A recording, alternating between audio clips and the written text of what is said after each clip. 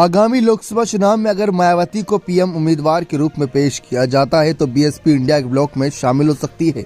बिजनौर से बसपा सांसद मलुक नागर ने कहा कि मायावती को पीएम उम्मीदवार के रूप में पेश करके इंडिया गठबंधन आगामी लोकसभा चुनाव में बीजेपी को लगातार तीसरी बार जीतने से रोक सकता है। गठबंधन के लिए जीत का फॉर्मूला स्पष्ट है कि 2022 उत्तर प्रदेश विधानसभा चुनाव में भाजपा को 41% वोट मिले, इंडिया ब्लॉक बनाने वाली पार्टियों को लगभग 40% वोट मिले और बसपा को लगभग 13% वोट मिले।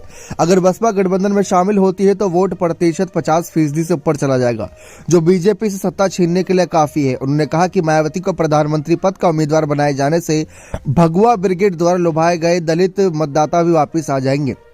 बसपा प्रमुख के करीबी सहयोगी नागर ने कहा कि मायावती देश की सबसे बड़ी दलित नेता हैं और सभी राज्यों में उनका समर्थन किया जाता है। हालांकि नागर ने कहा कि कांग्रेस को 2018 के विधानसभा चुनावों के बाद मध्य प्रदेश और राजस्थान में बसपा विधायकों को हटाने के लिए भी माफी मांगनी चाहिए।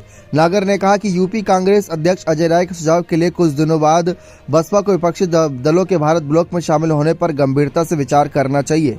मायावती तब न केवल राजस्थान और मध्य प्रदेश में बसपा विधायकों को तोड़ने के अपने कुकृत्य के लिए कांग्रेस को माफ कर देंगी, बल्कि भारत गठबंधन की पेशकश के प्रति भी सकारात्मक दृष्टिकोण रखेंगी। नागर का बयान यूपीसीसी अध्यक्ष अजय राय के उस बयान के बाद आया जिसमें उन्होंने कहा था कि देश में मौजूदा राजनीतिक परिदृश्य और दलितों की स्थिति को देखते हुए बहुजन समाज पार्टी प्रमुख मायावती को गंभीरता से इंडिया गठबंधन में शामिल होने पर विचार करना चाहिए।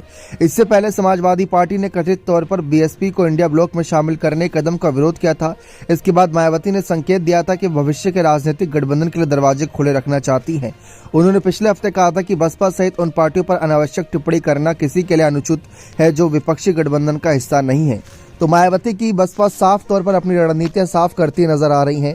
इसी बात का डर था विपक्षी दलों को, क्योंकि जो प्रधानमंत्री पद पर नजरें हैं, नीतीश, राहुल, अरविंद केजरीवाल, ममता बनर्जी, कई ऐसे नेता हैं जिनकी नजरें हैं। लेकिन अब मायावती की बसपा की तरफ से दावेदारी पेश की जा रही है। क्या विपक्ष को मायावती को पीएम फेस बना देना चाहिए या नहीं, अपने कमेंट सेक्शन में जरूर रखेगा। बहुत बहुत धन्यवाद।